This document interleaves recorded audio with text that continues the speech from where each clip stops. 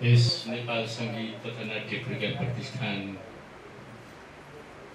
आयोजना गरेको यो गणतन्त्र दिवसको उपलक्ष्यमा गणतन्त्रको सुदृढीकरणमा सांस्कृतिक कर्मीहरूको भूमिका विषय अन्तर्क्रिया तथा स्रष्टा सम्मान कार्यक्रमका हाम्रा नेपाल सङ्गीत तथा नाट्य प्रज्ञा प्रतिष्ठानका माननीय कुलपति सभाध्यक्षज्यू र संस्कृति पर्यटन तथा नागरिक उड्डयन मन्त्रालयका हाम्रा राज्य मन्त्री अरुण कुमार चौधरीज्यू र विशिष्ट वरिष्ठ आदरणीय दाजु निनु चापागाई दाइज्यू, त्यस्तै वरिष्ठ गीतकार अनि यस नेपाल सङ्गीत तथा नाट्य प्रज्ञा प्रतिष्ठानको पूर्व सदस्य सचिव श्याम प्रमोद दाइज्यू र प्राज्ञ परिषदका परिषद साथीहरू र सदस्य सचिवज्यू र पूर्व प्राज्ञ परिषदका सदस्यज्यूहरू र उपस्थित हुनुभएका सम्पूर्ण विशिष्ट व्यक्तिहरू, मान्यगण्य व्यक्तिज्यूहरू, पत्रकार साथीहरू, यहाँहरू सबैलाई म सम्बोधाएको हार्दिक अभिवादन, नमस्कार अनि स्वागत गर्न चाहन्छु। नमस्कार। मैले स्वागत गर्ने मात्रै हो र मैले विदाई गर्ने पनि होइन, स्वागत गर्ने मात्रै हो। स्वागत भनेको सबैलाई स्वागत छ, आइदिनु भएको छ, खुसी लागेको छ। एउटै कुरा भन्न चाहन्छु, गणतन्त्र आएर पो नेपाल सङ्गीत तथा नाट्य प्रज्ञा प्रतिष्ठान भयो। हामी थियौँ र पो नेपाल सङ्गीत तथा नाट्य प्रज्ञा प्रतिष्ठान भयो र गणतन्त्र आयो, संविधान लेखियो र पो हामी सबैले त्यो संविधान गणतन्त्रभित्र हामी एउटा फुलबारीभित्र हामी फुलाउँदै गइरहेको र हामीले आगामी दिनहरूमा अगाडि पाइला चाल्नको लागि हामीलाई एउटा आफ्नो हक अधिकार सबै कुराहरूमा खोज्ने बुझ्ने एउटा अवसर मिलेको। त्यसैले यदि यो गणतन्त्र नभइदिएको भए शम्भु राई यसरी आएर उपकुलपति कहाँ हुन्थ्यो होला। यदि यो गणतन्त्र नभइदिएको भए राज्य मन्त्रीज्यू अहिले यहाँ हाम्रो प्रमुख अतिथि हुनुहुन्छ, गणतन्त्रैबाट उहाँ राज्य मन्त्री हुनुभएको छ। गणतन्त्र नभएको भए पञ्चायतकालीन राजतन्त्रहरूले माननीय मन्त्रीज्यूलाई कहाँ यसरी मन्त्री हुन दिन्थ्यो होला। त्यसैले यो गणतन्त्र आयो, सबैले हक अधिकार पायो र यसलाई अब हामीले गर्नुपर्ने के र यो गणतन्त्रको बिचमा नेपाल सङ्गीत तथा नाट्य प्रज्ञा प्रतिष्ठानले गर्नुपर्ने के, बल्ल बल्ल मौका पाइएको छ मन्त्रीज्यूलाई भन्ने मौका पाइएको छ। हाम्रो संस्कृतिलाई कसरी अगाडि बढाउने भन्ने ढोको फुकालेर आज मनको बह बिसाउने बेला पनि आएको छ। लाग्छ मलाई संस्कृति बिनाको देश हुँदैन, देश बिनाको संस्कृति हुँदैन। प्रकृति संस्कृति र ती प्रकृति संस्कृतिभित्र हामीले प्रविधिलाई कसरी अगाडि बढाउने र आज जति पनि विदेशी संस्कृतिहरूले हामीलाई खेतको गरामा आलीको ठाउँमा घोक्रो मुन्टाएर चलिरहे जस्तो थिचिरहेको अवस्थामा हाम्रो संस्कृतिलाई कसरी विस्तार गर्ने, आउँदै गरेका भाइ बहिनीहरूलाई हामीले कसरी अगाडि बढाउने, यो विषयमा विशेष छलफल बहस हुन्छ नै होला। आजको यो गणतन्त्र सुदृढीकरणमा संस्कृति कर्मीहरूको भूमिकाहरू कस्तो हुनुपर्ने हो, त्यो विषयमा छलफल हुन्छ नि। र निनु दाइले, श्याम दाइले, मन्त्रीज्यूले यो विषयमा केही न केही कुराहरू गर्नुहुन्छ र सन्देश दिनुहुन्छ। त्यही सन्देशलाई हामी लिएर हामीले अगाडि बढ्ने एउटा आधारहरू बन्नेछ। आदरणीय दर्शक महानुभावहरू, उपस्थित दाजुभाइ दिदीबहिनीहरू, आफ्नो समयलाई अलिकति भए पनि छुट्याएर घटाएर भए पनि हाम्रो कार्यक्रममा आइदिनु भएको छ। यहाँलाई फेरि पनि धेरै धेरै नेपाल सङ्गीतको तर्फबाट स्वागत अभिवादन गर्दछु। धन्यवाद, नमस्कार। यहाँहरू त थाकी पनि सक्नु भएको छ जस्तो लाग्छ। म अलिकति बढी नै बोलौँला भन्ने पनि लागेको थियो, तर म यो स्थितिले हेरेर अलिकति आफ्नो भनाइलाई कम गर्न चाहन्छु। अहिले 62-63को जनआन्दोलनका हामीले सडकमा एउटा कविता वाचन गरेर हिँड्ने गरेका थियौँ। व्यवस्था भोगियो सारा, बाँकी त्यही गणतन्त्र छ। वास्तवमा नेपाली जनताले 104 वर्षको जानिया निरङ्कुश राणा शासन पनि भोगे। त्योभन्दा अगाडिदेखि झन्डै 238-39 वर्षदेखि चल्दै आएको शासनत्रको शासन पनि भोगे। 7 सालदेखि 17 सालसम्म, त्योदेखि बाहेक 46देखि पछिल्लो अवधि संसदीय व्यवस्था पनि हामीले भोग्यौँ। त्यही बिचमा राजतन्त्रका ढोकाहरू र बदमासीहरू पनि हामीले भोग्यौँ। किनभने राजा त्रिभुवनले विधानसभा दिने घोषणा गरेका थिए सार्वजनिक रूपबाट। त्यो विधानसभाको चुनाव कहिल्यै गराइएन। संसदीय व्यवस्था आयो, त्यसलाई फ्याँकेर राजा महेन्द्रले निरङ्कुश शासन अगाडि ल्याए। अब 46 सालमा आएको जुन बहुदलीय प्रजातन्त्र, त्यो संसदीय राजतन्त्र, संवैधानिक राजतन्त्र भनेर हामी जसलाई भन्छौँ, त्यसलाई पनि नमानेर मकरतन्त्रले अथवा ज्ञानेन्द्र शाहले आफ्नो निरङ्कुश शासन लागू गरे। यो सबै अनुभवलाई हेरेर त्यो कविता बनाइएको थियो, निर्माण गरिएको थियो कविराम प्रसाद नेवारीजीले। व्यवस्था भोगियो सारा, बाँकी त्यही गणतन्त्र छ। अब गणतन्त्र आयो, 65देखि हामी गणतन्त्रमा छौँ। 72मा संविधान नै गणतन्त्रको बन्यो। यो गणतन्त्र आइसकेपछि अहिले आएर फेरि पुरानै प्रतिगामी कदमका निम्ति एक थरी मानिसहरू सडकमा ओर्लेका छन्। र त्यही सडकमा ओर्लेको विशिष्ट स्थितिलाई हेरेर होला हामीले आज यो गणतन्त्रको सुदृढीकरणमा संसदीय कर्मीहरूको भूमिका भन्ने अन्तर्क्रिया कार्यक्रमहरू गर्न खोजेका छौँ।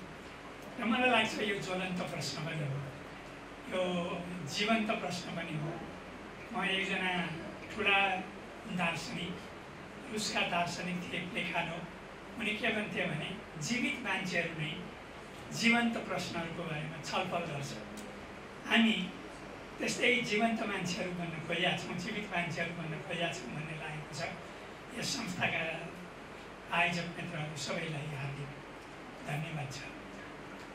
अब जहाँसम्म गणतन्त्रमा संसदीय कर्मीहरूको भूमिका के हुने भन्ने विषय छ, यहाँहरूले यो संस्था सङ्गीत नाट्य एकाडेमीबाट गरिरहनु भएको हुनाले सङ्गीत नाट्यकर्मीहरूसँग सम्बन्धित रहेर यो कुरा गरियोस् भन्ने चाहना राख्नु स्वाभाविक हो। तर मलाई लाग्ने चाहिँ के हो भने संसदीय कर्मीहरू त त्यति मात्रै पनि होइन, लेखक साहित्यकारहरू पनि संसदीय कर्मीहरू हुन्, चित्रकारहरू पनि संसदीय कर्मीहरू हुन्, अनि हाम्रो चलचित्रकर्मीहरू पनि संसदीय कर्मीहरू हुन्। त्यस कारणले मैले चाहिँ आधारभूत रूपबाट सामान्य जनरल भूमिकाका बारेमा नै यहाँनिर अलिकति कुराकानी गर्नु भन्ने लागेको छ। पहिलो त दुईवटा कुरा हुँदो रहेछन्। एउटा चाहिँ सामान्य अवस्था हुँदो रहेछ र अर्को विशिष्ट अवस्था हुँदो रहेछ।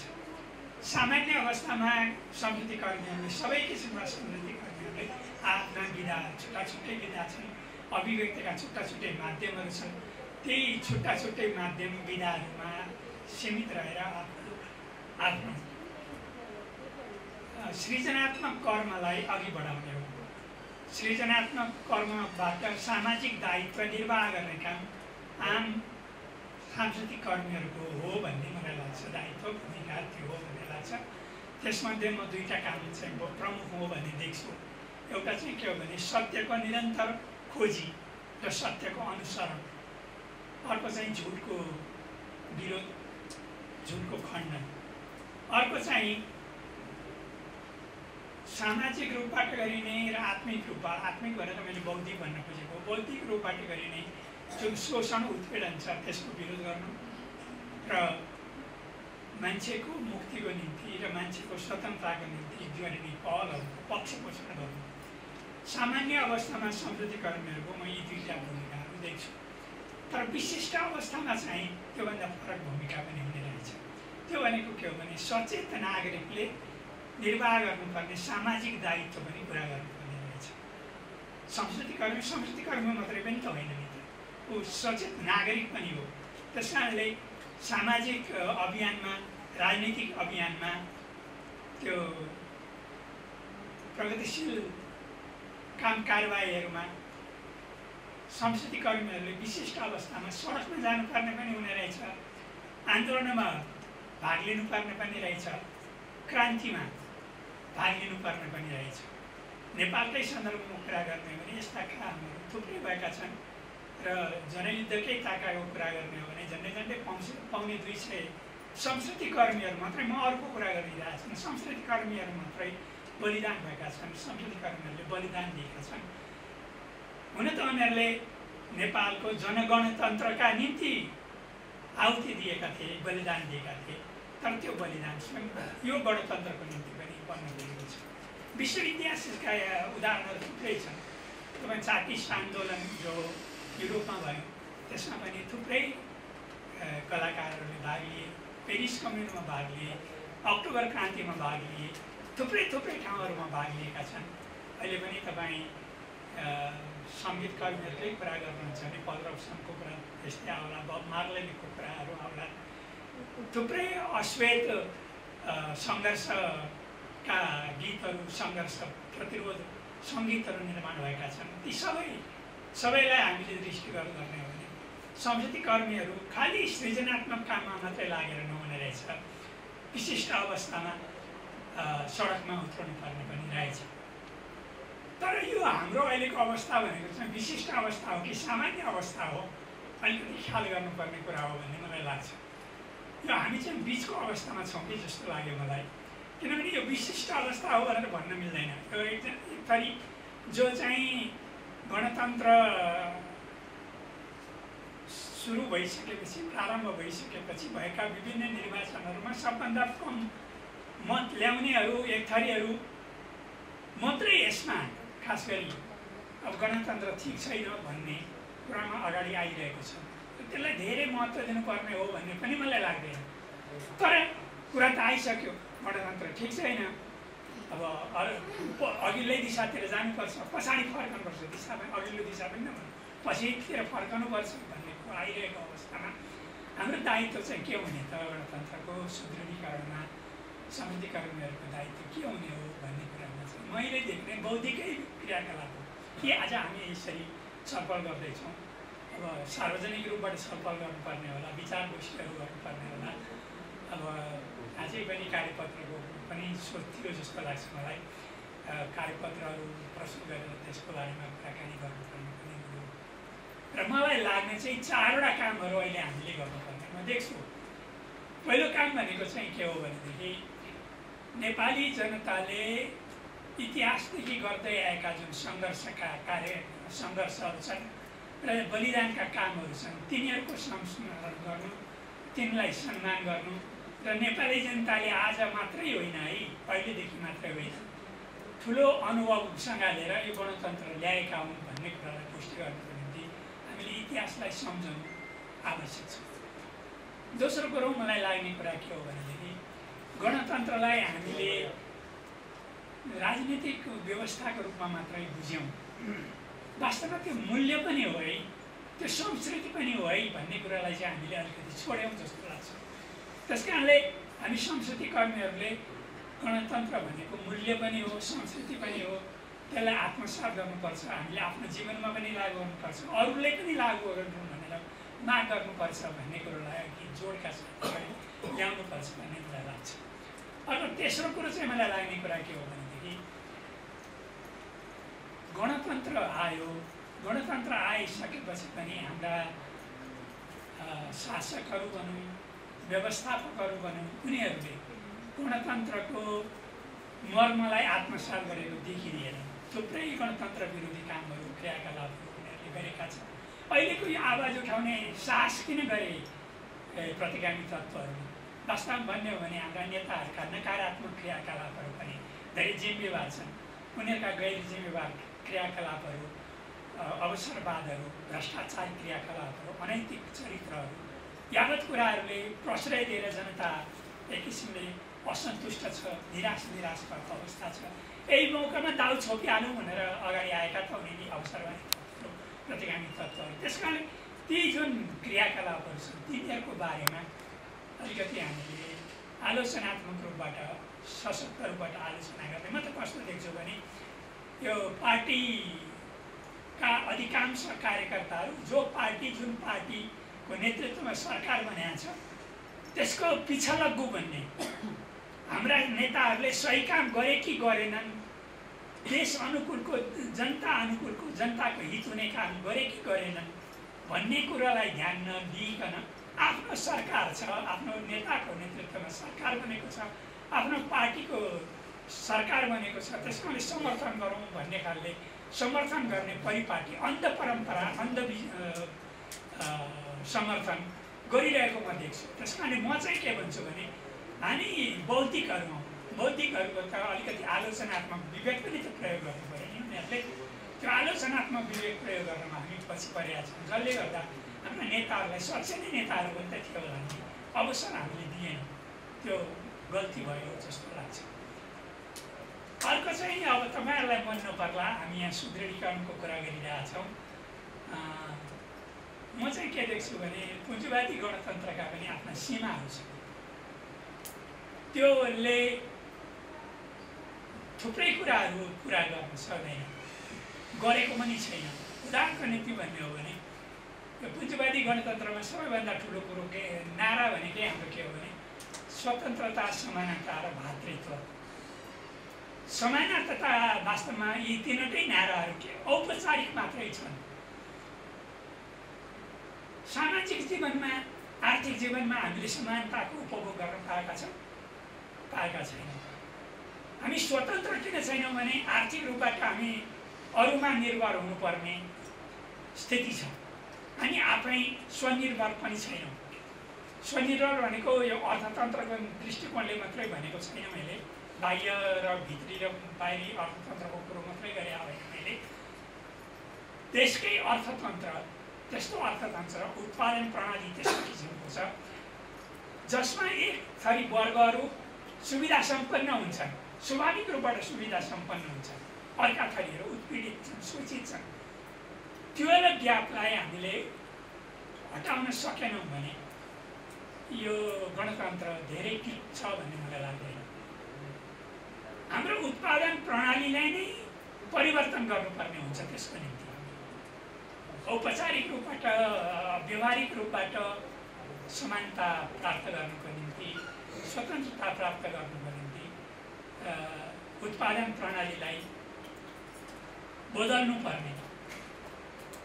त्यो उत्पादन प्रणालीलाई अहिलेकै व्यवस्थाले परिवर्तन गर्न दिँदा पनि दिँदैन। त्यस कारणले म चाहिँ के भन्छु भने यसका सीमाहरू छन्, यसका विकल्प पनि छन्। मान्छेले विकल्प भनिरहेकै छन्, जनगणतन्त्रको कुरो गरि नै रहेछन्। त्यस अर्थमा यसलाई बढी महिमा मण्डन गर्ने र अर्को चाहिँ यही मात्रै हो भनेर सोच्ने जुन तरिका अहिले म देखिरहेको छु, हामीमा पनि कतिमा होला, त्यो गलत छ। यसका सीमाहरू छन् भनेर पनि हामीले बुझ्नु जरुरी छ भन्ने मलाई लाग्छ। कतिपयले यस्तो जो औपचारिक रूपबाट मात्रै समानताको कुरा गर्छ,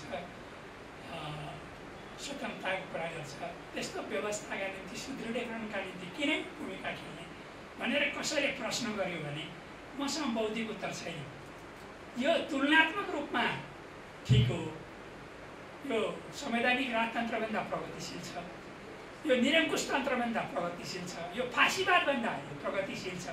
यस अर्थमा मात्रै यसको गुणगान गाउने, यसलाई महत्त्व दिने अर्थ हुन्छ होला जस्तो मलाई लाग्छ।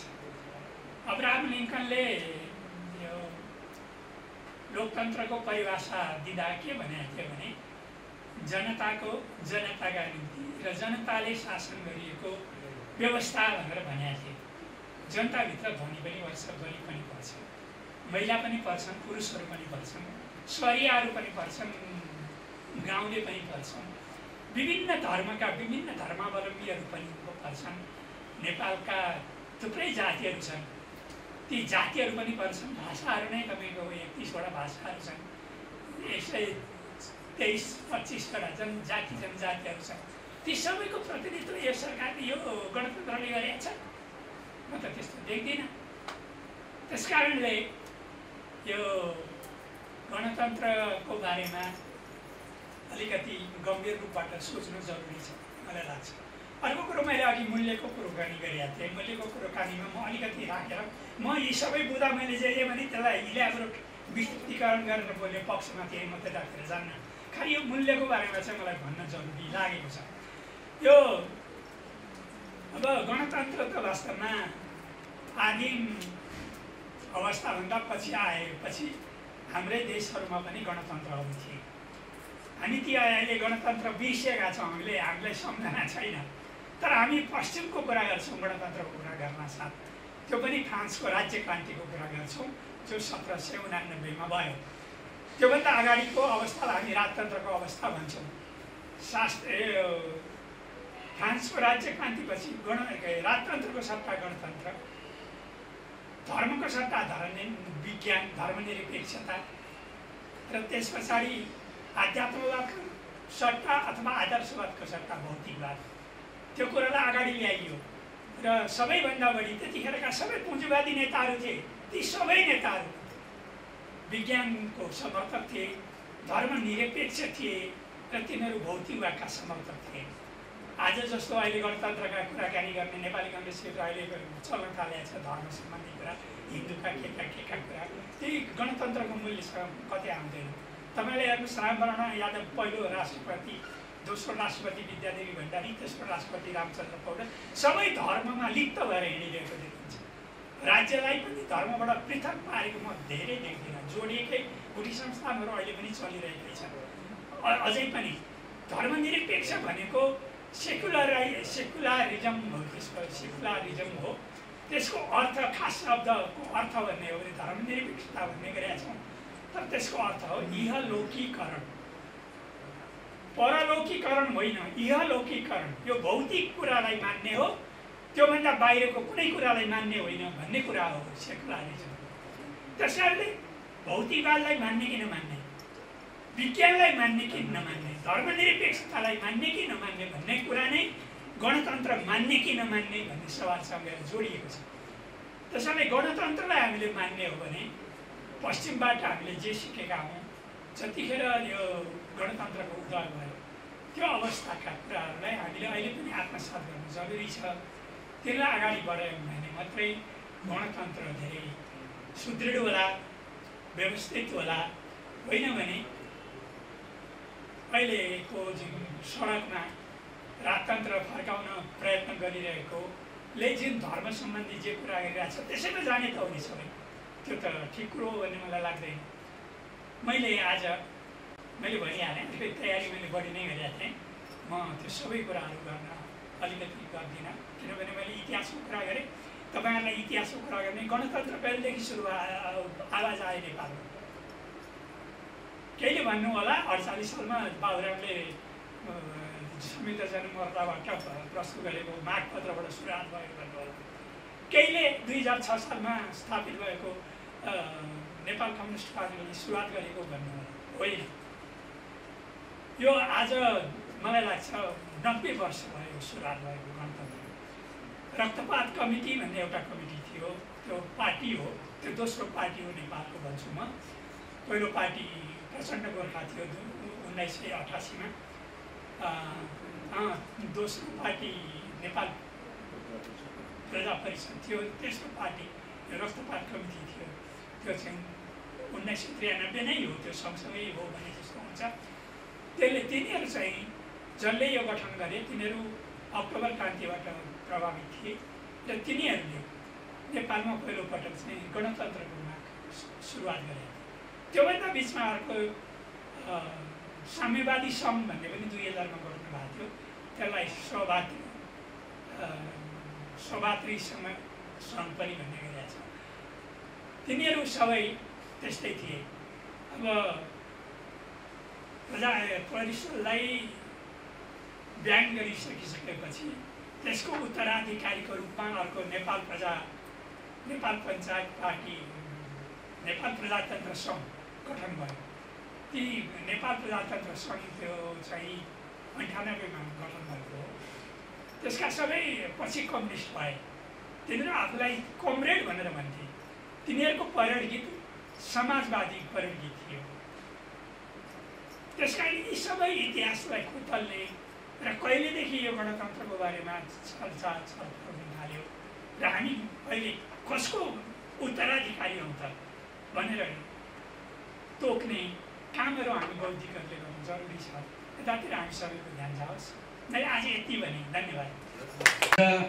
गणतन्त्र स्थापना दिवस सन्दर्भमा पारेर यो प्रज्ञा प्रतिष्ठानले जुन विषय छनौट गर्यो ज्यादै राम्रो गरेको छ। एकदम समसामयिक र महत्त्वपूर्ण यो दुवै कुरो भएको छ। त्यसर्थ र त्यसमा पनि मलाई पनि सहभागी गराउने अवसर दिनुभयो, सहभागी हुने अवसर दिनुभयो। म प्रतिष्ठानप्रति हार्दिक धन्यवाद ज्ञापन गर्न चाहन्छु, कृतज्ञता ज्ञापन गर्न चाहन्छु। गणतन्त्रको सुदृढीकरणमा सांस्कृतिक कर्मीको भूमिका। यो संस्कृति गणतान्त्रिक संस्कृतिको बारेमा आदरणीय निनु दाईबाट हामीले एउटा वैचारिक रूपले अत्यन्त ठोस कुराहरू पाएका छौँ, पाइसकेका छौँ र अझै उहाँको धेरै भन्ने मन थियो होला। आज समयको पाबन्दीले त्यो दिएन र समय हामी सबैलाई एकदम सीमित छ। प्रमुख अतिथिज्यूलाई त्यस्तै अप्ठ्यारो होला। म पनि एकदम सकेसम्म छोटकरीमा बोल्न चाहन्छु। त हामी सांस्कृतिक कर्मीले गणतन्त्रको सुदृढीकरण गर्नु किन? गणतन्त्र चाहिँ के हो र हामीले सुदृढीकरण गर्नुपर्ने? यो प्रश्नबाट हामी भित्र जाउँ। गणतन्त्रको हामीले यो देशमा गणतन्त्रबाट के पाएका छौँ, के पायो मुलुकले? यसरी भित्र छिर्दा हामी के पाउँछौँ भने सबैभन्दा पहिला तपाईँ हाम्रा छोरी चेली, तपाईँ हाम्रा साथी भाइ सङ्गाती वा तपाईँ हामी नै पनि आफ्नो क्षमता, योग्यता, दक्षता र कुशलता वृद्धि गर्न सक्यौँ भने निर्वाचित भएर राष्ट्रको प्रमुख ठाउँमा पुग्न सक्ने एउटा ढोका खोलिएको छ। विगतमा एकल परिवार, एउटा जहानको पहिला जन्मेको छोरा, त्यो पनि छोरी होइन छोरा चाहिँ उसको उत्तराधिकारी भएर आउने हामीले वंश परम्परा 11औं 12औं पुस्तासम्म देख्यौँ। त उहाँलाई के भनिन्थ्यो? राष्ट्रको एकताको प्रतीक, राष्ट्रिय एकताको प्रतीक। र उहाँले चलाइ आएको संविधानमा के लेखिन्थ्यो? यो चाहिँ हिन्दू अधिराज्य हो। अब प्रश्न उठ्छ के त उसो भए यो मुलुक हिन्दूहरूकै मात्रै हो त? हिन्दूहरू त थिए, स्वाभाविक हो। हिन्दू छन्, मुस्लिम छन्, बौद्ध छन्, किराँत छन्, जैन छन्, सिख छन्, धेरै किसिमका जात जाति धर्मावलम्बीहरू छन्। तर संविधान हिन्दू अधिराज्य, यी कुराहरू हामीले देख्यौँ। तर हामीले यी कुराहरू फाल्यौँ। केले फाल्यो? गणतन्त्रले फाल्न सक्यो। त आज सबै जात जाति जो नेपालमा बसोबास गरेका छौँ, सबै जात जाति धर्मावलम्बीहरूले आफूले मानिआएको पितृले मानिआएको कुरोहरू मान्न पाउने स्वतन्त्रता दियो गणतन्त्रले। र कुनै पनि एउटा मुकुट, कुनै पनि एउटा व्यक्ति आज राष्ट्रिय एकताको प्रतीक हुन सक्दैन। राष्ट्रिय एकताको प्रतीक भनेको यहाँको सम्पूर्ण जात जातिहरूको धर्म, संस्कृति, कला, कौशल र उनीहरूको समुन्न एउटा समुच्च स्वरूप त्यो राष्ट्रिय एकताको स्वरूप हो। यस कारणले पनि हामीले गणतन्त्रलाई माया गर्नुपर्छ र यसको सुदृढीकरण गर्नुपर्छ। अहिलेको परिस्थिति त्यसरी नै भन्नुहुन्छ भने हामीलाई थाहा छ हाम्रा पुस्ता बाबु बाजेहरूले र अझै पनि पश्चिमतिर ठाउँमा सुदूरपश्चिमतिर एउटै कुवाको पानी खान पाइन्न, एउटै धाराको पानी खान पाइन्न। यो कुरो त छ नि। त यो कुरो त व्यापक रूपमा अधिराज्यभरि थियो, अहिले त अवशेषको रूपमा रहेको छ। यी कुरा निमित्त नहुँदै आएको स्थिति हामीले देख्छौँ। र राज्यको संयन्त्र जहाँबाट शासन प्रणाली सञ्चालन हुन्छ, जहाँबाट शासन गर्छन्, त्यहाँ चाहिँ निर्वाचनबाट मात्रै पुग्ने कुरा हो। निर्वाचन कसरी हुन्छ, के हुन्छ, कतिपय कुराहरूमा सहमति, विमति, विकृति, स्वीकृति यी सब कुराहरू छन्। यिनका कुराहरू एउटा पाटो छ। तर कसैले भनेर मात्रै अथवा कसैलाई झुक्क्याएर मात्रै, कसैको चाहिँ एउटा सेवा गरेर नभएर कम्तीमा जनताको अभिमतबाट गएका मान्छेहरूले शासन गर्छन् हामीलाई। त्यो मैले भोट नहालेको हुन सक्छु, तर आम रूपमा भोट अत्यधिक जसले प्राप्त गरेर ऊबाट चाहिँ हामी शासित हुन्छौँ। ऊ पनि हाम्रो प्रतिनिधि हो, चाहे मैले भोट हालौँ वा नहालौँ। यो एउटा प्रणाली हामीसँग आएको छ। त्योभन्दा पर गएर समावेशिताको जुन कुरो आएको छ त्यो पनि हाम्रो सौन्दर्य हो। त्यसकारण पनि हामीले गणतन्त्र मान्छौँ। किनभनेदेखि त जो प्रतिस्पर्धाबाट समुदायहरू जान नसक्ने स्थितिका छन्, अल्पसङ्ख्यक, अति न्यून, लोपोन्मुख मानिसहरू, यस्तो स्थितिका मानिसहरूलाई समानुपातिक तवरबाट पनि राज्य सञ्चालनको संयन्त्रमा पुर्याउन सकिन्छ। यो यसको सौन्दर्य हो। यसकारण पनि गणतन्त्र हाम्रो लागि प्रिय हुनुपर्छ। त्यस्तै गरिकन हामीले देशको प्रशासनिक क्षेत्रमा, सैनिक क्षेत्रमा, सेनाको क्षेत्रमा, प्रहरीको क्षेत्रमा, सबै क्षेत्रमा हामीले क्यालकुलेसन गऱ्यौँ भने हेर्दै आउँदा देशको यतिका जुन अघि भन्नुभयो 131-33 जाति जनजाति मध्ये देशको प्रमुख स्थानमा जहाँबाट चाहिँ राष्ट्र सञ्चालन हुन्थ्यो त्यो निकायमा कुन जाति, कुन समुदायको मान्छेहरू पुगिरहेका अझै पनि छन्।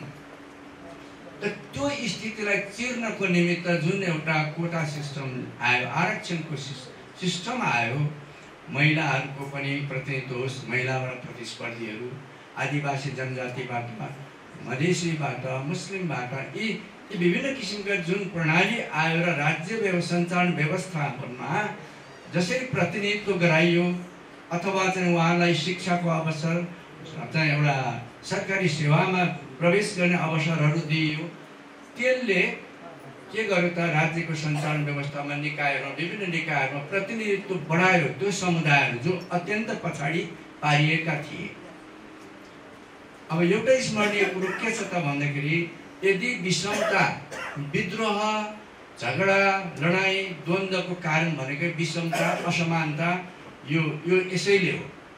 जहाँ असमानता धेरै बढेर जान्छ, जहाँ विषमता धेरै बढेर जान्छ, चाहे त्यो आर्थिक रूपले होस्, चाहे जातिगत रूपले होस्, चाहे लैङ्गिक रूपले होस्, चाहे क्षेत्रीय रूपले होस्, जहाँ विषमता धेरै हुन्छ त्यहाँ द्वन्द्व हुन्छ, स्वाभाविक हो। त्यसकारण त्यो विषमतालाई न्यूनीकरण गरेर राष्ट्रिय एकतामा ल्याउनको निमित्त यो गणतान्त्रिक प्रणालीले केही महत्त्वपूर्ण कदम चालेको हुनाले यो गणतन्त्र प्रिय र यसलाई जोगाउनु पर्छ। अब हिजोका प्रणालीमा हामीले देख्यौँ, अब एउटा सप्ताह पुराण कसैले धार्मिक अनुष्ठान गर्दाखेरि पनि पशुपतिनाथको जय के जय जय जय जय भनेर, ठिक छ, त आफ्नो आफ्नो आस्था अनुसार सबैले जय गर्न पाउँछ। लास्टमा गएर श्री 5 को जय भन्ने पनि थियो। यो संस्कृतिभित्रको कुराहरू हुन्। यसरी सांस्कृतिक रूपले पनि ती कुराहरूलाई छिराइएको स्थितिहरू थियो। त्यसैले समुच्च राष्ट्रको एकता, सौन्दर्य भनेको यहाँ विभिन्न जात जातिहरूको बिचमा रहेको समन्वय, समझदारी र एकता नै हो। त यो कामको निमित्त गणतन्त्रले काम गर्ने हो। त्यस्तै आर्थिक असमानताका कुराहरू, जुन उत्पादन प्रणालीका कुराहरू, अलिकति आर्थिक एउटा सिद्धान्तका कुराहरू पनि आयो। कति यससँग हामी परिचित छौँ, अपरिचित छौँ त बेग्लै कुरा। तर मेन कुरा आर्थिक विषमता हटाउने जुन उपाय हो त्यो यो व्यवस्थाले गर्नु पर्छ, गर्नु यसको जिम्मेवारी हो। अब हाम्रा भित्र, मनभित्र यसले गरेन, यस्तो किसिमको दुराचारहरू पनि मौलाएका छन्, भ्रष्टाचारहरू मौलाएका छन्। यो गणतन्त्रको नाममा केही मानिसहरूले अकुत सम्पत्ति 7 पुस्तालाई पुग्ने पुर्याए। त्यो छ, हामीले भोगेका छौँ होला, देखेका छौँ होला। कति सत्य होलान् प्रचारमा आएका, कति असत्य पनि होला। त्यो न्यायालयले छुट्याउने कुरा, कानुनले छुट्याउने कुरा, कानुनले ल्याउने दायराको कुरा हो। तर प्रणाली स्वयं त त्यो भ्रष्टाचारको लागि होइन नि। कानुन स्वयं नै, यो व्यवस्था स्वयं नै त्यो विभेदको लागि होइन। तसर्थ अब हामी के कुरा गर्न सक्छौँ त भने यस्तो किसिमको यदि यो व्यवस्था हो र यसलाई हामीले माया गर्नुपर्छ, यसले हामीलाई अवसर दिन्छ, यसले हाम्रो आर्थिक विषमता हटाउँछ, यसले हाम्रो जातीय विभेदलाई अन्त्य गर्छ, यसले हामी योग्य मान्छेहरूलाई चाहिँ राष्ट्रिय एउटा के भन्छौँ प्रमुख, राष्ट्र प्रमुखको रूपमा स्थापित गर्न सक्ने, चाहे पूर्व पश्चिम उत्तर दक्षिण जोसुकै जाति छोरा छोरी भए तापनि यसले राष्ट्रको प्रमुख ठाउँमा हाम्रै छोराछोरीहरू, हाम्रो जनतालाई पुर्याउन सक्छ भन्ने यस्तो किसिमको छ भने हामीले यसको जगेर्नको लागि केही कामहरू गर्नुपर्छ। र त्यो काम भनेको हामी संस्कृति कर्मी भएको हुनाले हामीले आफ्नो क्षेत्रबाट नै गर्ने कुरा हो। र त्यो गर्ने के हो त भन्दाखेरि हामीले सबैभन्दा पहिलो कुरो हाम्रा सृजनाहरूबाट, हामी संस्कृति कर्मीहरू सृजनाहरूबाट, अब गीतबाट, कविताबाट, लेखबाट, कथाबाट, नृत्यबाट, नाटकबाट, अब चलचित्रहरूबाट यी एउटा हामी सबै किसिमका जाति, धर्म, लिङ्ग यिनीहरूलाई माया गर्ने सन्देश, हामी सबै एउटै चाहिँ फुलबारीका फुलहरू हौँ। कोही रातो होला, कोही पहेँलो होला, कोही हरियो होला, कोही छिरमिरे होला, कोही ठुलो होला, कोही सानो होला, तर हामी एकै हौँ भन्ने सन्देश आजको हाम्रो संस्कृति कर्मीहरूले दिने कुराहरू हुन्। हामीलाई आज जुन सम्मान गर्नुभएको छ यसमा हामी सबैले गर्वबोध गरेका छौँ। त्यसको लागि हामी सबैको तर्फबाट सङ्गीत नाट्य प्रज्ञा प्रतिष्ठानलाई हार्दिक आभार तथा धन्यवाद प्रकट गर्न चाहन्छौँ। भनिहाल्नुभयो होइन, जब 34 सालतिर कलेज पढ्नु यता आइसके पछाडि 35 सालदेखि रमेश दाईहरूसँग हामी जोडियौँ। रमेश दाई, रायन दाईहरूसँग जोडेर त्यही बेलादेखि उहाँहरूसँग अहिलेसम्म, त्यति बेलाको समयदेखि अहिलेसम्म उहाँहरूको पछि हामी हिँडिरहेकै छौँ। 35-36 को विद्यार्थी आन्दोलनमा विद्यार्थी नै भएर प्रत्यक्ष सहभागी भइयो। 46 सालको आन्दोलनमा अलिअलि जागिरे अनि अलिअलि आन्दोलनकारी भएर त्यसमा पनि सामेल भइयो। 62-63 का आन्दोलन तपाईँ हामी सबै नै छौँ त्यति बेलामा त झन् होइन। त्यसरी सहभागी हुँदै हामी यहाँसम्म आयौँ। र त्यति बेला हामी बजाउनेले बजाउँथ्यौँ, गाउनेले गाउँथ्यौँ। तर मलाई त्यति बेलाको गीत र अहिलेको गीत सम्झिँदाखेरि मैले केही फरक पाएको छु। त्यति बेला गाउने गीतहरू कस्तो हुन्थ्यो भनेदेखि जनताका गीत, जनपक्षीय गीत हुन्थ्यो। अहिले अलिकता फरक जस्तो लाग्छ मलाई। नेताका गीत, पार्टीका गीतले अलिक बढी खिचेर यो गणतन्त्रमाथि अलिकता बढी हामीलाई सजिलो भएको पो हो कि भन्ने मैले महसुस गरेको, यो हामी सबैले महसुस गरेको होला जस्तो लाग्छ।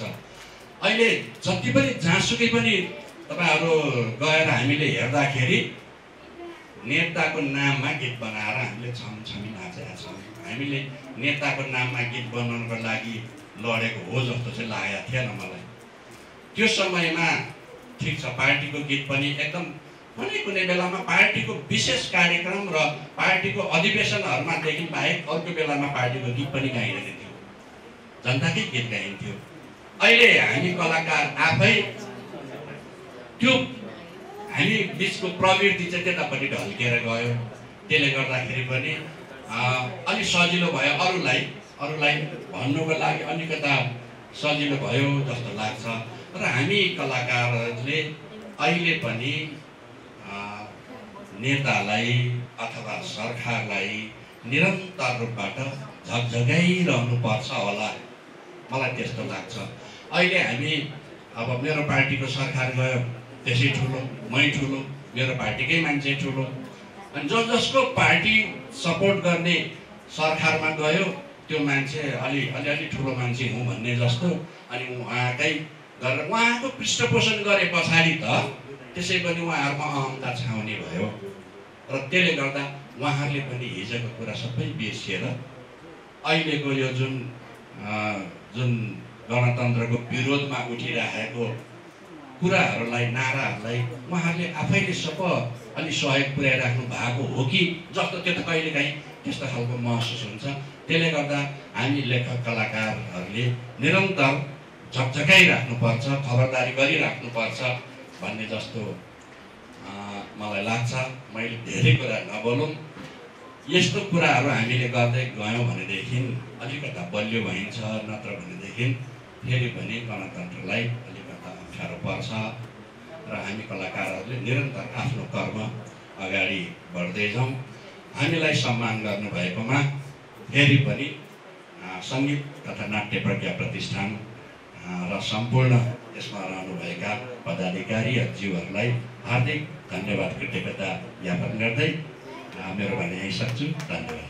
विशेषतः आज यो विशेष गरेर 58औं यो गणतन्त्र दिवसको अवसर पालेर जुन सर्जकहरूलाई सम्मान गर्ने कार्यक्रमका सभाध्यक्षज्यू, उपस्थित सम्पूर्ण अग्रज बौद्धिक व्यक्तित्वहरू र उमेरका सम्पूर्ण साथीहरू, सम्पूर्णमा नमस्कार, जय नागरिक।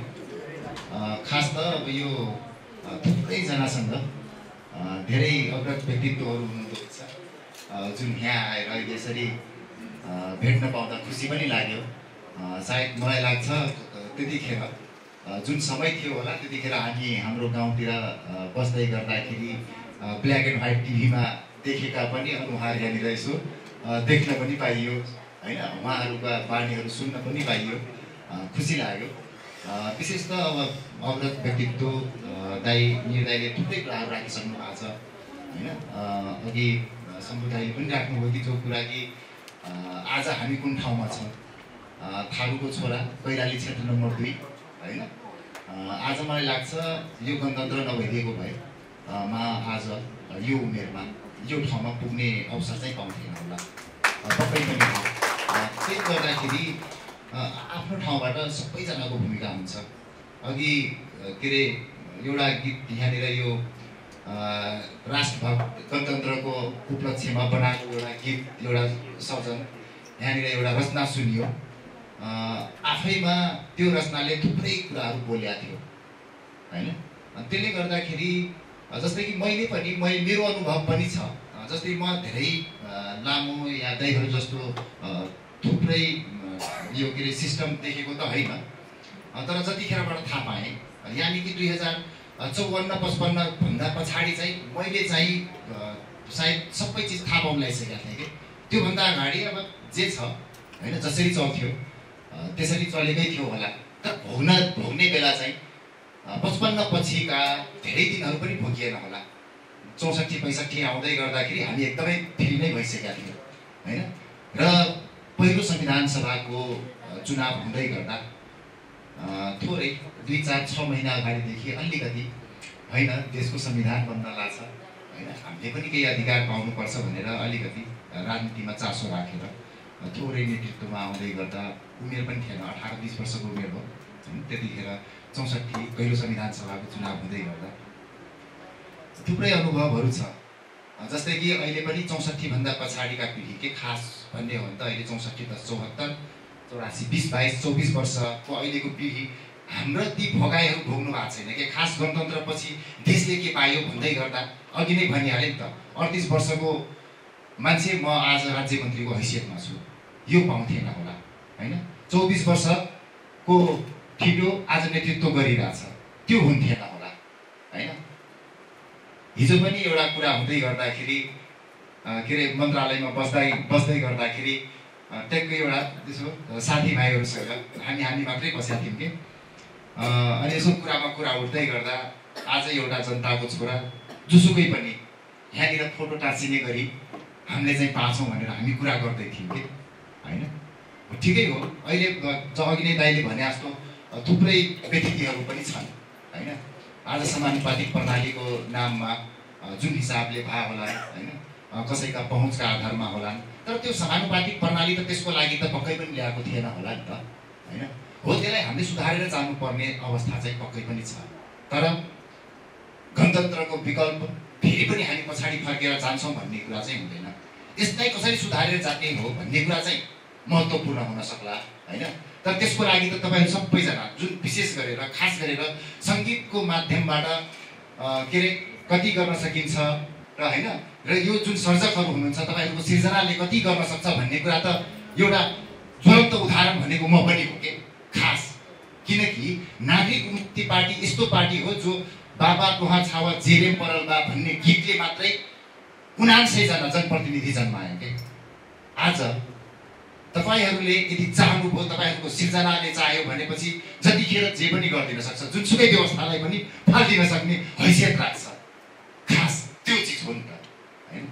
आज यसलाई जोगाउनु पर्नेछ। खास यो प्रमुख अतिथि अलिकति यो खास प्रमुख अतिथि भनेको त खास सुन्ने अतिथि हो नि त होइन। तपाईँहरूले थुप्रै कुराहरू भन्नुहोला होइन। त्यहाँबाट मैले पनि हामीले गर्नुपर्ने सुधार होइन, भोलिका दिनमा थुप्रै काम गर्नुपर्ने होला। खास मैले त त्यही नै त्यसकै लागि नै सोध्छु कि खास आफूलाई जतिखेर पनि प्रमुख अतिथि बन्दै गर्दाखेरि मैले सुनाउनुभन्दा अगाडिका वक्ताहरूले के सुनाउँछन् त, मैले गर्नुपर्ने सुधारहरू के छन् है, मातहतका हाम्रो मन्त्रालयले गर्नुपर्ने सुधारहरू के छ, थुप्रै कुराहरू होला। आज अगाडिका वक्ताहरूले सुनाएर जानुभएको छ होइन। अलिकति पीडित छौँ, हाम्रो संस्था अलिकति मन्त्रालयको उपेक्षितमा पर्छ कि जस्तो थुप्रै कुरा गर्नुभयो, स्वाभाविक रूपमा हो। अहिले त्यसको अर्थतन्त्रले पनि त्यति साथ नदिएको अवस्था छ होइन। यो के अरे गणतन्त्र आयो 17 वर्षमा के नै भइहाल्छ भन्ने कुरा त हुँदैन। किनकि मलाई लाग्छ 2072 को भन्दा अगाडि र 2072 भन्दा पछाडि सायद कुनै यस्तो ठाउँ छैन होला जहाँ मोटरसाइकल नपुग्ने सायद ठाउँ छैन होला।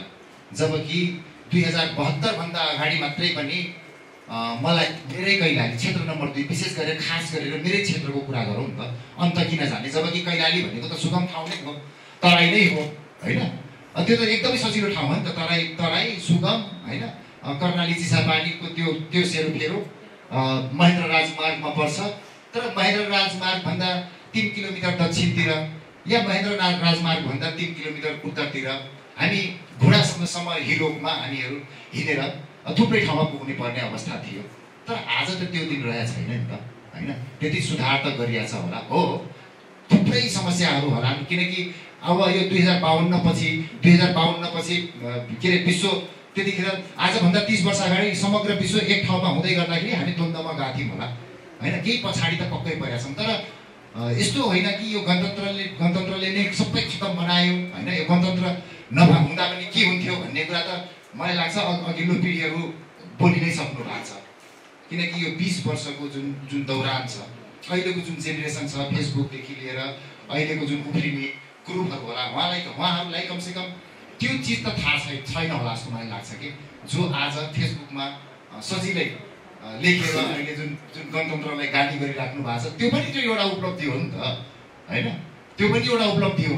आज जुनसुकै जो पनि आज आएर यो नेतृत्वमा पुग्न सक्छौँ। ठिक छ, आज अरुण चौधरी नेतृत्व गर्दाखेरि होइन, अरुण चौधरीले के अरे किसनमा बन्दै गर्दाखेरि एउटा के अरे जिम्मेवारीमा बस्दै गर्दाखेरि के अरे सम्पूर्णलाई के अरे दमन या केही गर्यो भनेपछि भोलि यही अरुण चौधरीको छोरासँग त्यो चिज चाहिँ नरहन पनि सक्छ होइन।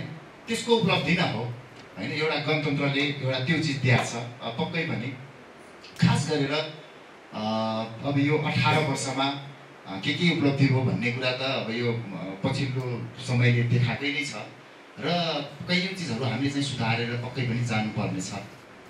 खास गरेर जुन यो समानुपातिक प्रणालीको कुरा छ, पहुँचवाला कुरा पनि होला होइन। र मलाई के लाग्छ भनेपछि अब यो गणतन्त्रको विषयमा खास गरेर जता पनि अलिक बढी नै राजनीतिक हस्तक्षेप हुन थाल्यो कि जस्तो पनि पछिल्लो समयमा भान भएको छ। या मलाई के फिल भयो भनेपछि यो पछिल्लो समयमा जुन हिसाबले अब नेतृत्वहरू अगाडि लड्नुभयो र 2064 पछि, खास गरेर 2064 पछि राम्रैसँग चिनिया छ, जानिया छ होइन, भोगिया छ। तर जे चिजको लागि यो चिज ल्याइएको थियो त्यसमा चाहिँ हामी चाहिँ अलिकति बढी राजनीतिक दलले अलिकति बढी हस्तक्षेप गर्न खोज्या हो कि जस्तो पनि पछिल्लो समयमा देखिया छ। त्यसले गर्दाखेरि त्यसले फेरि त्यो गर्दै गर्दाखेरि त्यो गणतन्त्रको विकल्प राजतन्त्र चाहिँ हुन सक्दैन है। हो यसलाई चाहिँ कसरी सुधारेर जाने भन्ने कुरा त्यो हाम्रोमा जिम्मेवारी चाहिँ पक्कै छ होइन। भोलिको दिनमा यसलाई कसरी सुधारेर जान सकिन्छ पक्कै पनि यो सुधारेर जानु नै पर्छ। र खास गरेर अब यो अघि दाइ भन्दै हुन्थ्यो नि दाइले अलिकति लामो बोल्न चाहिँ इच्छा थियो। खास गरेर म चाहिँ यो 12:45मा आउनलाई रेडी थिएँ दाइ। यो खास अलिकति यहाँ हाम्रो तयारी र टाढाबाट आउने साथीहरू सायद नपुगेको हुनाले चाहिँ अलिकति ढिलो गरेर आइयो। नभए दाइको अरू कुरा पनि सुनिन्थ्यो होला होइन। अग्रज वक्ताहरूको पनि अलिकति लामो कुरा सुनिन्थ्यो होला जुन चिजले भोलिका दिनमा हामीलाई चाहिँ मार्ग प्रशस्त या मार्ग देखाउने बाटो चाहिँ पक्कै पनि हुन्छ। र फेरि पनि सम्मानित व्यक्तित्वहरूलाई बधाई पनि छ र उपस्थित सम्पूर्णलाई शुभकामना र धन्यवाद। हस्, धन्यवाद। ठाउँमा बसेको व्यक्तित्वलाई हामीले सावधान गर्ने, तपाईँ कता गइराख्नु भएको छ है, राम्रोतिर जानुभएको छ कि नराम्रो गर्नुभएको छ कि भनेर हाम्रो कर्तव्य हो हामीले उहाँहरूलाई सावधान गर्ने र खबरदारी गर्ने काम हो, कलाकारको काम हो जस्तो लाग्छ मलाई चाहिँ। विशेष गरेर कतै पनि पार्टीमा नलागेका कलाकारहरूको काम चाहिँ। तर आफ्नो व्यक्तिगत धारणा हुन्छ र व्यक्तिगत धारणा राख्न पनि पाउनुहुन्छ। तर जस्तै अहिले फर्केर हेर्दाखेरि अहिले मलाई एकदम चित्त बुझेको कुरा के थियो भने त्यति बेला हामी सानो हुँदाखेरि जस्तै हाम्रो अदम्य क्रान्ति रोकिन गाउँबाट उठ अनि के भन्छ बस्तीबाट उठ अर्को गीतहरू एक जुगमा एक दिन एकचोटि आउँछ, उलट उथल हेरफेर ल्याउँछ।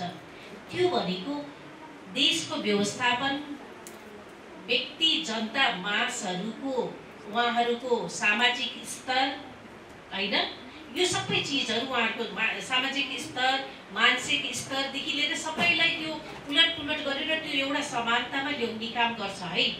हामी सबैजना जुट्यो भनेदेखि भनेर हामी भनेर गीत गाएर गर्थ्यौँ।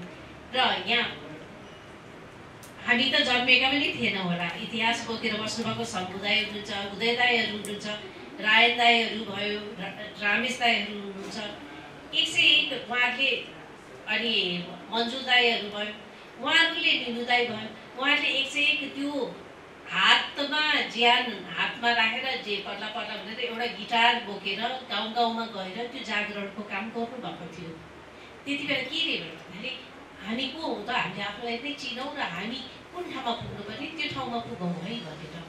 कलाकारको धर्म त्यो हो जस्तो लाग्छ। हामीले उहाँहरूलाई त्यो भित्र लुकिराखेको, तपाईँहरूको लुकिराखेको अटेस लुकिएको भन्दाखेरि पनि त्यो हामीले आफूलाई दबाएर राखेको अटेस भित्रको विद्रोह त्यो सबै चिजहरूलाई बिस्तारै निकाल। तर राम्रो ढङ्गबाट, यो होइन कि एकदम हिंसात्मक ढङ्गले होइन, तर आफ्नो कुरा अगाडि राख है, अगाडि आऊ। अब हामी समान हौँ, हामीले त्यो ठाउँमा हामी पुग्नु जरुरी छ, अब हामी पुग्नुपर्छ भन्ने हिसाबले त्यसरी त्यो जागरण गर्दै उहाँहरूले त्यो दिन उहाँहरूले नगर्नु भएको बेलादेखि आज हामीले यो दिन देख्न थिएन। र हामी पनि गाउँमा जान्थ्यौँ। तर हामी के गर्थ्यौँ भने हामीले उहाँहरूले पनि के गर्नुहुन्थ्यो भने त खराब त सक्दै भनेर भन्नुहुन्न थियो। एउटा लेभलमा बसेर कसैले पनि होचो पनि नगर्ने, राम्रो पनि नभन्ने, नराम्रो पनि नभनेर, तर उठ भनेर उहाँहरूले त्यो जागरणका गीतहरू गाएर सुनाएर, कविता सुनाएर त्यसरी चाहिँ उहाँहरूले अगाडि बढ्न र अथवा अगाडि बढ्नलाई आउनलाई उहाँहरूले गर्नुहुन्थ्यो। र हामीले पनि नाटक त्यसै गर्थ्यौँ। हामी एकदम न्युट्रल भएर किनभने मलाई के लाग्छ भनेदेखि कलाकारले न्युट्रल बसेर को राम्रो को नराम्रो भनेर हामीले छुट्याउने काम होइन। नाटक हामीले देखाउने हो व्यवस्थापनको विरुद्धमा भन्दाखेरि व्यवस्थापन राम्रो छैन भने खबरदारी गरेर नाटक देखाउने हो। तर त्यसको त्यो हेरेर सही गलत पहिचान गर्ने काम चाहिँ के अरे भन्दाखेरि जनताको, अडियन्सको, दर्शकको काम, श्रोताको काम हो। त्यसैले त्यो हामीमा लुकेको, हामीमा सुतिराखेको त्यो विवेकलाई जगाउने काम गर्नु हो जस्तो लाग्छ।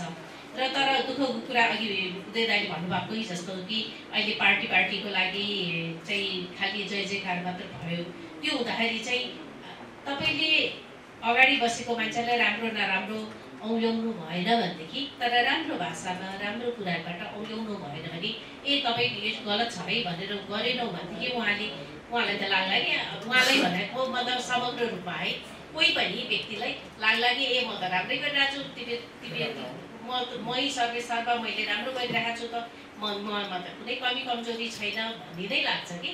तर अनि पछि यदि तपाईँले खबरदारी गर्नुभयो, तपाईँले ऐना देखाउनु भयो भने अनि बल्ल थाहा हुन्छ म गलत रहेछु भनेर सुधार्ने मौका पाउँछ।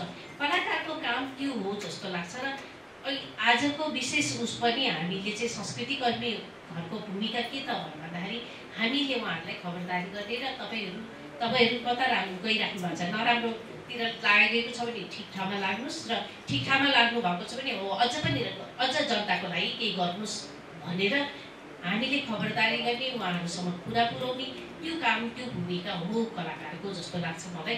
त्यही भएर पनि यसबारेमा छलफल गरौँ भनेर भन्ने कुरा थियो। आज हामीले छलफल कार्यक्रम के कसो भन्ने त लागेन, उहाँहरूले आफ्नो स्टुडियो थियो त्यसको पछाडि बस्नुहुन्थ्यो।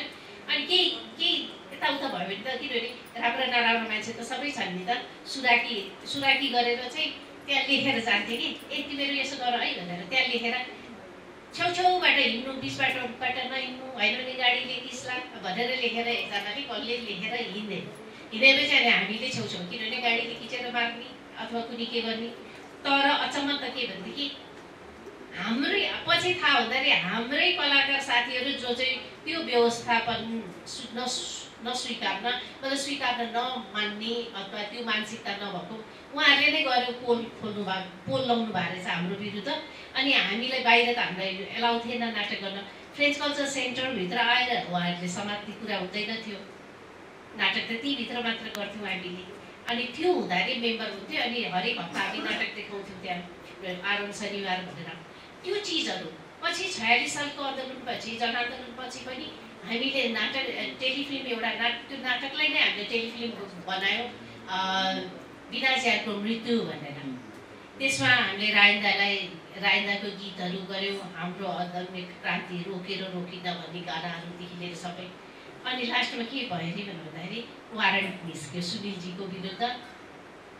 किन रे भन्दाखेरि 46 सालपछि पनि है के रे भन्दाखेरि आर्मीलाई गर्ने, हाम्रो व्यवस्थामा तिमीहरूले कुरा उठाउने भनेर 13 दिनसम्म उहाँ अन्डरग्राउन्ड हुनुभयो। 13 दिनपछि त्यति बेला गृहमन्त्री को हुनुहुन्थ्यो, उहाँको छोरी चाहिँ जो त्यो राइटर हो कामुको एकदमै उहाँ चाहिँ फ्यान रहेछ, किताबहरू पढ्ने, त्यो छोरीलाई अनि किशोर नेपाल पत्रकार किशोर नेपाल दाईलाई लिएर सुनिलजीलाई लिएर उहाँ घरमा गएर के हो यस्तो त्यस्तो टेलिफिल्महरू, त्यस्तो नाटकमाथि टेलिफिल्म बनाउँदाखेरि तपाईँहरू वारन्ट निकाल्ने भनेर बनाउँदाखेरि त्यो छोरीले चाहिँ कुन व्यवस्थामा छौँ हामी, कस्तो व्यवस्थापन हो जहाँ चाहिँ शास्त्रको कामको नाटकहरू रोक लगाइन्छ भने तपाईँहरूले यो 46 सालको आन्दोलन भयो भनेर चाहिँ नगर्नुहोस् भनेर कराएपछि अनि बल्ल क्यान्सल भएर त्यो 13 दिनसम्मको वारेन्ट क्यान्सल भयो र अनि बाहिर निस्किन पायौँ। त्यो चिजहरू टेलिभिजनमा हामीले डाइरेक्ट देखाउनु पाउँदैथ्यौँ, सिर्जनाका आँखा भनेर हामीले गर्थ्यौँ। किनभने भन्दाखेरि त्यो रातो घाम पर्खेर बसेको हामीले सिम्बोलिक दिन्थ्यौँ। अनि त्यति बेला त नाटक गर्दाखेरि पनि उ गर्नु पर्थ्यो, हामीलाई के भन्छ सिडिओ कार्यालयबाट पास गर्नु पर्थ्यो, सेन्सर गर्नु पर्थ्यो।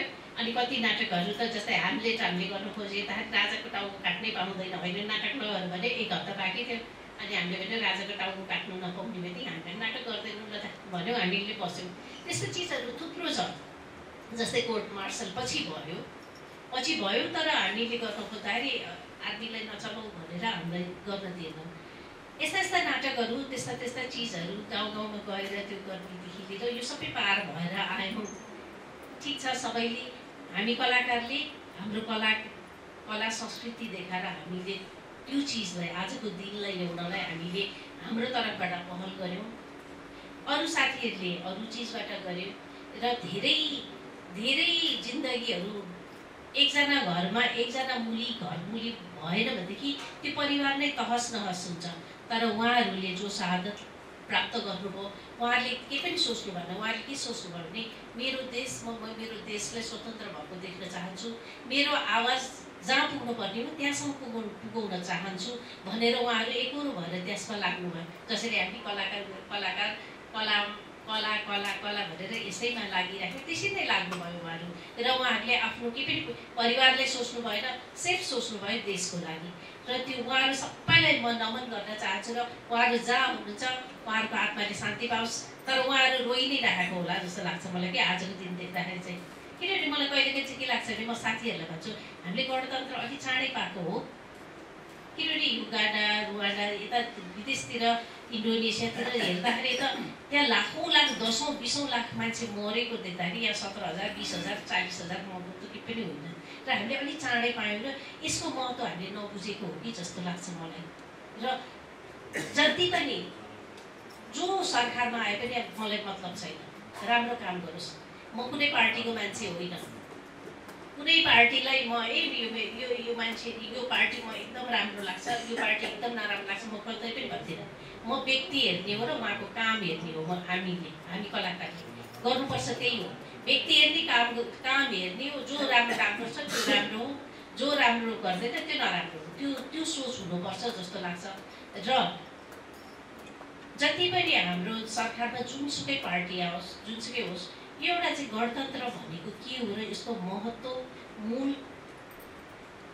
यसको मूल्य, मान्यता, कस्तो मूल्य चुकाएर आएर यहाँसम्म आइपुगेको, यो चाहिँ काउन्सिलिङ एउटा हुनुपर्छ र त्यो सेसनै चलाउनुपर्छ जस्तो लाग्छ कि मलाई चाहिँ। गाउँमै गएर हेर आजको, किनभने म नर्वेमा जाँदाखेरि यत्रो सानो बच्चा भर्खर टुकुटुकु हिँड्न जानेको बच्चालाई सुधा पनि त्यो नर्वेजियन नेसनल ड्रेस लगाएर आइरहेको कि उहाँहरूको स्वतन्त्र दिवस 100 वर्ष पुगेको रहेछ। अनि त्यो बच्चालाई अनि मैले भने अरे कति दुःख दिएको त्यो बच्चाहरूलाई त छोड्दै हुने नि भन्दाखेरि होइन, हेर्नु यिनीहरूलाई ल्याएको कारण किनले भन्दाखेरि हिजो हाम्रो पुर्खाहरूले कति ज्यान दिएर, कति ज्यान फाले, कति के गरेर लडेर यहाँसम्म आइपुगेपछि तिमीले आजको दिन देख्न पाएको हो है भनेर उनीहरूले बुझ्नु जरुरी छ र उनीहरूको दिमागमा त्यो राख्नु पनि जरुरी छ। अनि मात्र त्यो हाम्रो स्वतन्त्रता, हामीले स्वतन्त्रता पाएको, हामी स्वतन्त्र भएको त्यो बलिदानले हामीले आजको दिन देख्न पाएको रहेछ भनेर अनि त्यसको कदर गर्छ, त्यसको आदर गर्छ, त्यसको सत्कार गर्छ र ती व्यक्तिहरू प्रति पनि नमन गर्छन् र अनि सद्भावनाले टाउको झुकाउँछन्। अनि त्यो भन्दाखेरि मलाई एकदमै कस्तो मनमा लाग्यो हो नि त है। हिजोको दिनमा ती व्यक्तिहरूले आफ्नो बलिदान नदिएको भए खालि अब म भनेर सोचेको भए त हुँदैन थियो। हामीले चाहिन्छ भनेर सोचेकोले त्यो दिन देख्न पायो, स्वतन्त्र भएर त्यो दिन त्यो बच्चाहरूलाई पुस्ता पछि